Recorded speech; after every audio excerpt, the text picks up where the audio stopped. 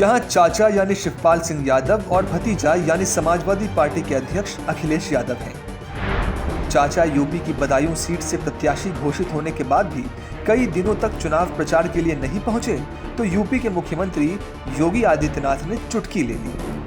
माहौल तो देख ही रहे हो, एक तरफा चुनाव होने जा रहा है जी समाजवादी पार्टी के पक्ष में, और समाजवादी के पक्ष में इसीलिए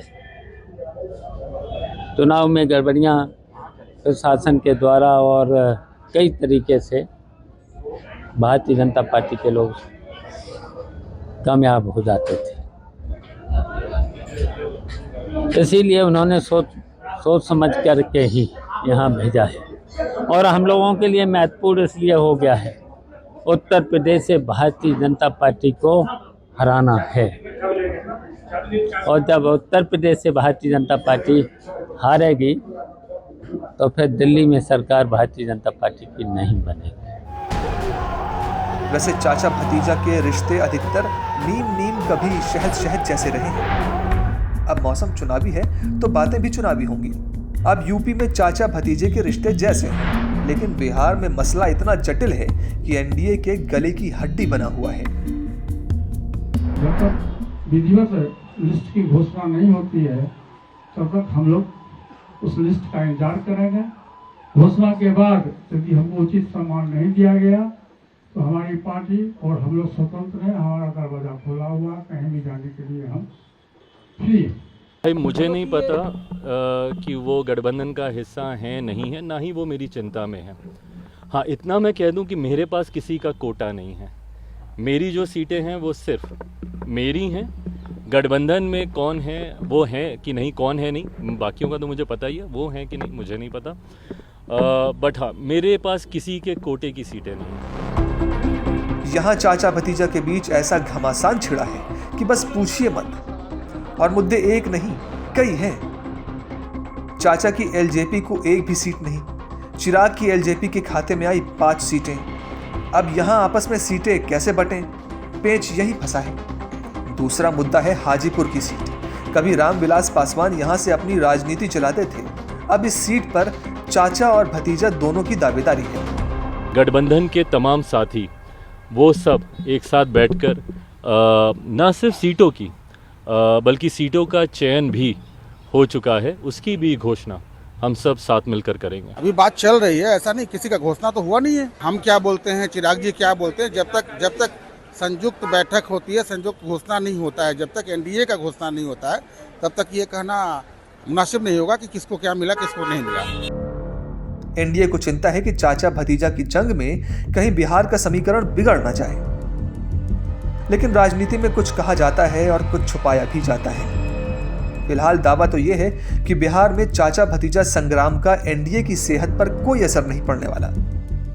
राजनीति में सभी का अपनी बात रखने का अधिकार होता है, सभी का जनता के सामने अपनी स्ट्रेंथ रखने का, स्ट्रेंथ के आधार पर डिमांड रखने का अधिकार होता है।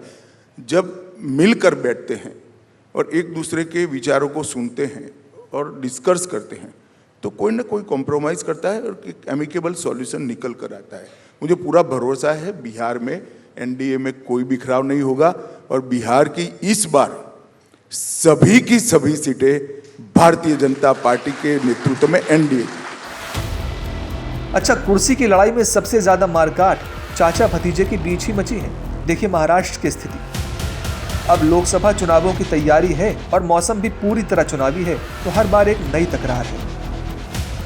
एनसीपी के बीच पार्टी का सिंबल और नाम तो बंट ही गया था, इस बार रार ठन गई शरद पवार के फोटो के इस्तेमाल को लेकर। आम्ही ही भूमिका घेतल्यानंतर आम्ही ते सगळं वापरत होतो, त्यावेळेस त्यांनी मीडियामध्ये सांगितलं की माझा फोटो जर कोणी वापरला तर मला ॲक्शन घ्यावी लागेल।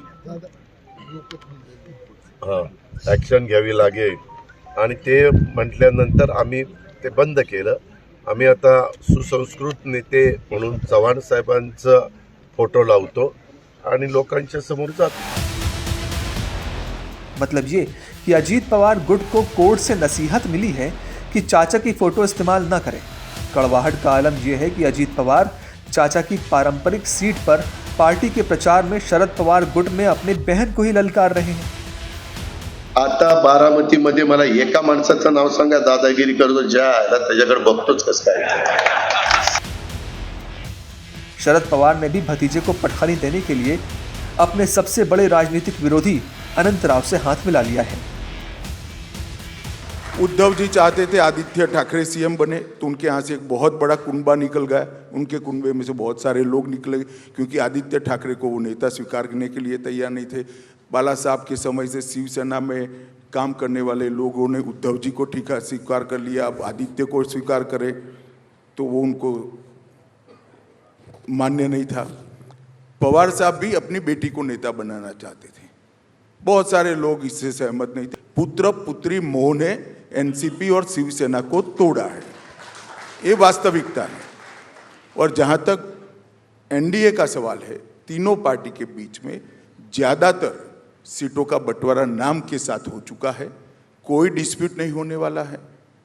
और डिस्प्यूट होगा ये मानकर अगर इंडी अलायंस अपना सीट घोषित नहीं करता है तो जल्दी कर दे, यहां से कुछ मिलने वाला नहीं है। राजनीति है, यहाँ रिश्तों की परिभाषा भी सत्ता के नफा नुकसान के आधार पर तय होती है। वैसे भी राजनीति में न चाचा भतीजे की जंग पुरानी है, न सत्ता की लड़ाई में रिश्तों की कुर्बानियों की कहानी।